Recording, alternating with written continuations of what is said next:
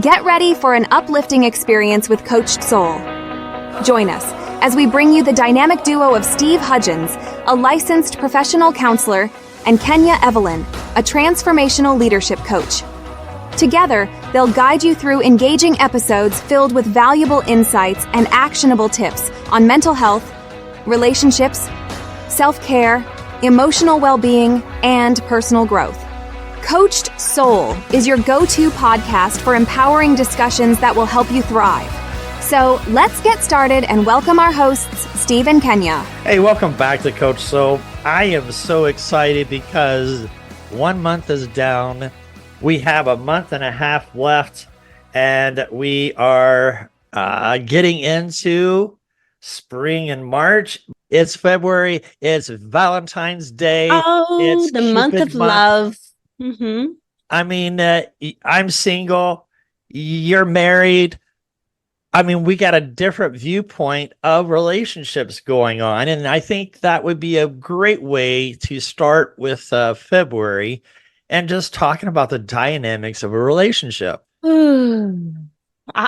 want to start just saying, I don't think we have different viewpoints. We just have different realities. We have actually very similar points. And I'm excited to unveil to the listeners, in the relationship you're at, if you're in the relationship with yourself and a lookout and awareness to what's out there, or if you actually have a significant other, what does it even mean to be in February and to be so close to Valentine's? You know, and that's the other thing too, Kenya, is that the two different perspectives, male and female. It's that I feel, and I think we both talked about this off mic, that we both agree that we are in alignment with our process of thinking. To our audience, we bring authenticity. Is that not that we are the know-it-alls? We go through things ourselves and dive into things that kind of trigger us, but at the same point in time, I believe that Kenya and I are able to work around lot of the triggers that we have, and so we want to pass this knowledge on to you. Yes, it's not a cookie cutter approach. You have to be able to take what's it can apply to you. Go ahead, Kenya. Beautiful. Well, I want to put it out there that if you bring yourself back to when we started this podcast, and I mean you and I, not you with yourself. It started with you interviewing me. Yes. And then the conversation, and that's the word, the conversation, it wasn't really an interview. It was so natural and was so beautiful that you invited me back. Let's have a continuation of this conversation. Next thing you know, you invited me to co-host. This is called chemistry.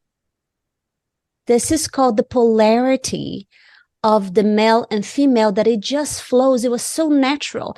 And outside of here, we're friends. Outside of here, the other day we had a little friction, and we clean up because we're humans. Yes. And because we don't want to go forward with any expectations. The expectation is to show up, create conversations that add value to the listeners, that add value to us. Many times I'm making notes as we're talking. It's like, oh, wow, that was really good. And I see you writing as well.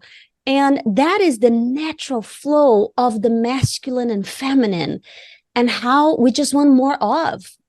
You know, the way I think of it, of our conversation, so fluid that we're H2O. Exactly. I could be hydrogen, but you got this oxygen that breathes life into this. And so thank you so much for that, Kenya.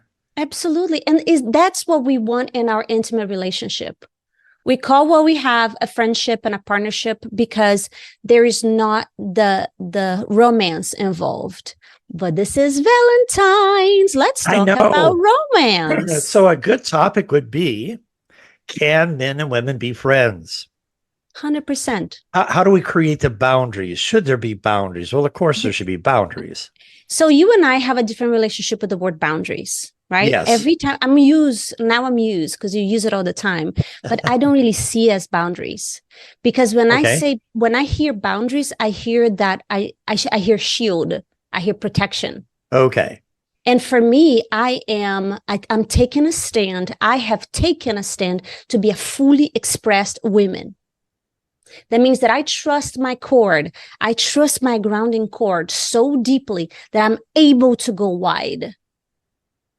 So when I think about in therapy and dealing with couples and individuals, a lot of times we get into the mode of people pleasing, that we forget about, that we are a person too. And so when I think about boundaries, I think of boundaries as a fence. It's movable, right? Yes. But Okay. it's being self-aware that I'm not crossing a boundary that compromises myself into people pleasing and hurting myself. Mm-hmm. It's awareness. When you lean into people pleasing, you're not grounded. You True. see perspective? Yes. You got out of you, and now your energy is into something else, somebody else, into you lost your mattering, you lost your word. Now hang with me. That doesn't mean that I don't fall into people pleasing every now and then, because I spend most of my life in that mode without knowing my voice, knowing my power. Didn't even know what that meant. People would say, "Stand in your power." I'm like, what do you mean? What do you mean? I'm taking a stand. I have taken a stand to live a fully expressed life, which also means that Steve is fully expressed, because I'm not alone in this world. Right. But I will not shush and say, okay, whatever you want, if I am not authentic in my core, because that creates resentment in my field. It creates resentment in my body because I really said a yes, wanting to say no. One of the things that I'm hearing, when we get into talking about relationships, is that the man says, well, I don't feel respected. Mm-hmm. And the thing that I say to him is, if you don't respect yourself, you can't command respect. I will go Because deeper. Yes, I will go deeper. I would say, describe this respect for you, because yes, there's specific series of actions and behavior for each person. For instance, if my husband say, I don't feel respected, I would say, in which way? Oh, I said blah, blah, blah, and you dismiss my word in front of the kids. See what I'm saying? So he okay, was good very point. specific, and I was not aware. I was like, oh my gosh, I think I had an agenda about the kids and I didn't even heard you talking to them. This is true story.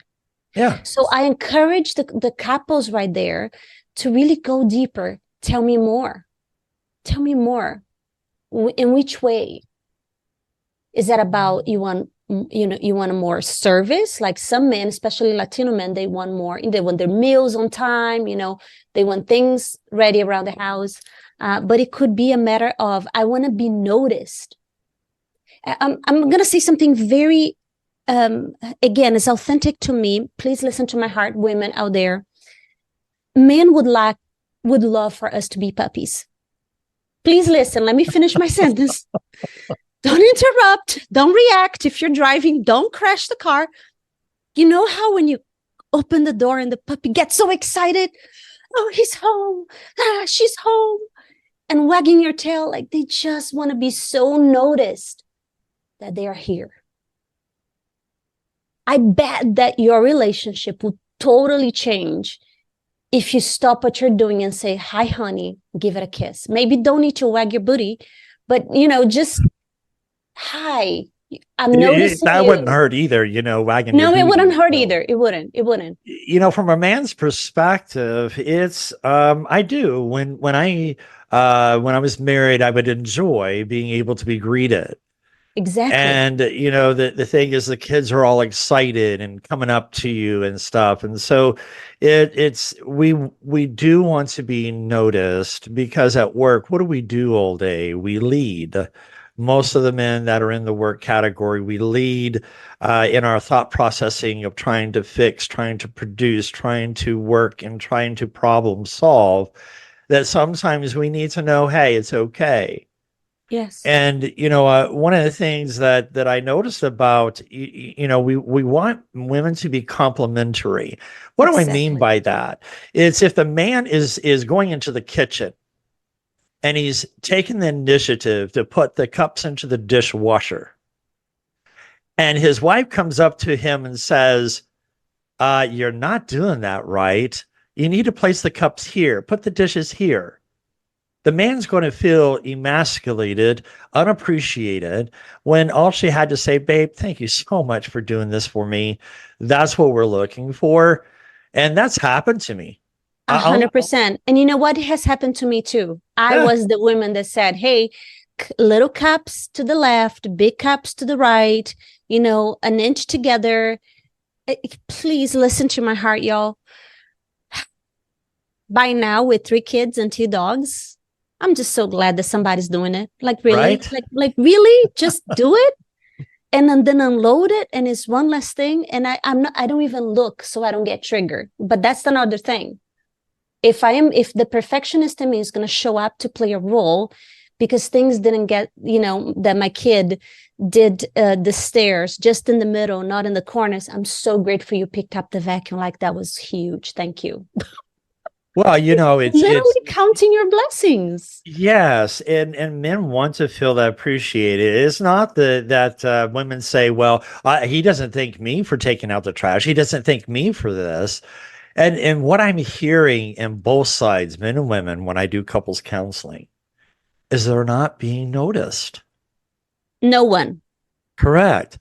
And so Steve, let's talk about the women too. Yes. Okay, because I'm sensing my women. Okay, what about me? Yes. Well, be noticed. Like, man, when she shows up in whatever which hair, she's beautiful. Notice. How are you? Here's some water. There's some little things that my husband still do. And by the way, right now, when he comes home, I mean, we both work from home, but he has things that he does outside of the house as well. We blow a kiss to each other because literally the dogs and the kids, everybody's around him. Like, right. Hey, catch, catch. But, it's just some things that we do. And I like to be noticed. Sometimes we text each other. Hey, I noticed you did something with the garage. You just did this week. Thank you for taking all the boxes out. I mean, a little something. If you are in this marriage and you were aiming for a beautiful marriage, take notice of how are you creating that beauty? And are you creating that beauty? Or you are taking bomb. So get clear. What are you doing? Do you want more of 2023, 2022, 2021? Or you're aiming for the marriage of your dreams, the relationship of your dreams, and you get to know, as a leader that we spoke last month, that you generate that love. You generate that noticing. A lot of that, I want to step this up a little bit more. Because a lot of it is how are we thinking? It's perspective, it's attitude that's in the marriage. Yes. Because we have these mother-father wounds that we can feel slighted. And so we become reactive. But I shifted how I do therapy because most people say marriage is 50-50. They say 100-100. I disagree. And here's why. When I think about faith-based, and the preachers or whatever will talk about Jesus washing the apostles' feet. Well, what was he doing? Well, he was serving. He was teaching them how to serve. I disagree. I disagree with ministers that he was teaching them how to serve. And here's why. Because on earth, he was in 3 years in his ministry with his apostles, always teaching them daily how to serve. But when it comes to the intimate piece of touching someone's foot and washing it, you are serving, but you're serving out of love. That's what he was teaching them, putting love in your serving. And when I think about as a couple, it's not about a tit for tat, because that's what 50-50 does. You do this, so okay, I got the other 49% today. No, it is about serving one another out of love and not respecting anything back. To me, that is unconditional love. That's right. I want to offer a word for the vision you just put it out there. Sure. The word is intimacy. Yes. Intimacy. It breaks it down to into me, you see. Into me, you see. You take the moment to touch with intention. It could be in her hand, or it could be in his shoulder, and create connection, like genuine connection. I see you. Thank you. I love you. I want to reset. Let's do it different this year. It makes such a difference because of the energetic shift. And let me tell you something, for those out there that say, you don't understand, that sounds very beautiful, but my relationship, blah, blah, blah, blah. And you have a big story around it. I just want to listen to what your story is and say, I love you. And it's a freaking story. Everyone can choose to reset. Everyone. The question is, are you more married to the story, or you're married to your person? If you claim that she's your person, if you claim that he's your person, then you owe it to yourself. And you owe it to him to reset and create something different and leave the past behind and be in the present moment. It's a brand new Valentine's coming up. What do you want to tell her? Maybe you don't give her anything but a letter of intention or a little card. And that right there, different. We'll talk about that next week, because it's going to be Valentine's Day tomorrow of next week. And so that's one of the things that we want to talk about is the gift exchanging. Should there be? It's a question up for debate there. But when I hear with intention, when I think about some of these things, I deal with couples and some are narcissists. It's about me. And then it's the other codependent. And so I want. And so it comes a human magnet syndrome between the two of them. And it's a toxic relationship.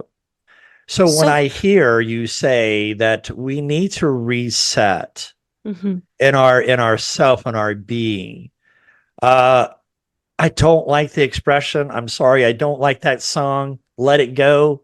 How do you let it go? We can't let it go. It's how do we manage the energy that we're in that makes the difference. It's the shift of mindset of being able to either manage the negative, which I think of rocks that's behind us, picking that heavy stuff up and building a bridge over troubled waters for tomorrow. So when you say reset, it's easy for you and I, because we know. But no, it's not easy. Actually, it's not easy. So how do you do it, Kenya? Okay, how would you help our audience? So I love you, Steve, and I will be respectfully disagree. I love the song Let It Go. I do have a little girl. It's annoying, but it means a lot to me because I actually have a connection with the idea of let it go. And if you're watching this in video, I'm holding a hair piece, a scrunchie. And let it go for me is like, this is what he did to me. This is what happened. This is what my mother did. And you're holding on. And if I'm holding, what happens with my hand? Am I relaxed or am I squeezing? You're tight. I'm tight. So let it go. It's a physical and emotional decision of surrender. So now I'm here. And, Elsa, her arms are up when she's singing, let it go. So she's freeing. She's letting go. I am choosing to, I don't know how, I'm detached from the how. So your question is, how do you? I am actually detached from the how. I'm in the decision. And in the decision to allow my body to relax and surrender about whatever I have been attached, the story, the suffering, what he did, what she did, but my kids, my dogs. That puts a woman in a vulnerable spot. Okay, but here's the thing. Does it? Or it brings the power back to her? Oh, does it? Come on now. 100%. Because if I'm holding on to something, who has my energy? The thing. The scrunchie has my energy. The story has my energy. He has my energy. My mom has my energy. The kids have my energy. I got nothing. So imagine that this container right here that I have, this is my amount of daily energy, which is true, by the way. We have an amount. If I'm opening up and I'm giving my energy goes to the kids, to the dog, to the cows, to the clients, to Steve podcast, what's left to me? Right. Nothing. And then all this cords, all this energetic story that I'm carrying my shoulders, and then I'm so stressed out that I can't breathe. That's why letting go as a decision. Forget about the how. You're here. If you don't think you can, then you're in victim mentality. Back to leadership. You can. You own your word. It's your body. You're independent soul. And that goes for men and women, because 100%. You know, when we come to a relationship, it's like I wrote in my book, The Journey, Not the Destination, chapter 2, about the baggage. And now we have an audiobook. All right. And yes, my audiobook is now released on Amazon, and it's all in 4, different formats.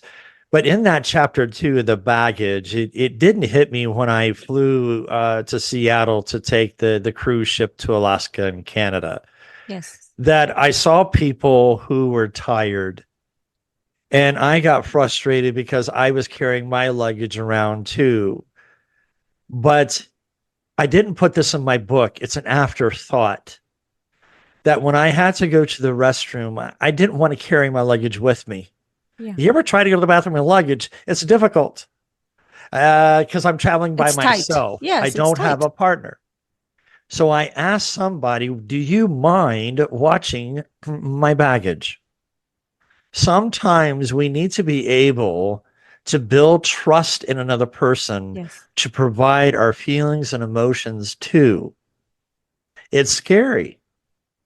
But at the same time, when are we going to be able to let it go, so to speak, and trust the other person? They got you in their emotion. 100%. Okay, so if that is a question, my answer is you've got to be able to trust yourself first. Oh, so much true. Because if I don't trust me, then I am actually picking the wrong person. Because I'm the one that picking. I'm picking the wrong friend. I'm picking the wrong job. I'm picking the wrong, fill the blank, how I'm spending my time. I'm just leaking all my energy all around to everyone. And I am putting myself last. And when because I don't trust that I deserve. I don't trust that I can. And when I hear that and seeing that, it compromises the relationship between two people. Whether you're just getting started into a relationship, oh my gosh, the feelings and the butterflies and all that just starts stirring within, and the dopamine comes in, and that's what makes us dopes, because we're not seeing what we need to see, right? But when we get into to relationships or marriages, it's how do we allow that to happen so that there is safety and security, so to speak, with being able to trust what I'm doing is okay. So without being too heady, Steve. Yes. Because if you're just listening to this, you will feel like, oh, do I need to get pen and paper? Because she's going to give me the formula. He's going to give me the formula. The formula is how you feel. Yes. It's always how you feel. It's what I call your frequency. So if you feel that your body's tight, probably not the right time to make decisions. Because that decision will come from a place of not enough protection, closeness, just like our body's so smart, like the way God designed everything, it's all speaking. Your energetic field speaking to your physical, your mind, your emotions. If you have a headache, not the right time to talk. Like be with what's coming up for you and aim to self-mastery. Well, like what songs lifts you up? What smells bring you back to your heart? What kind of things make you smile?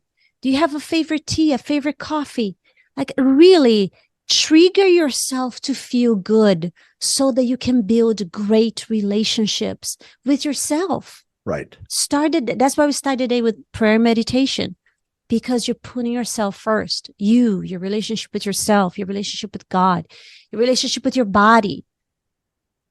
If you choose to live in this earth with joy, you have got to shift that putting yourself first is not selfish. That loving yourself instead of loving others first, it is the ultimate recipe for joy and happiness, truly.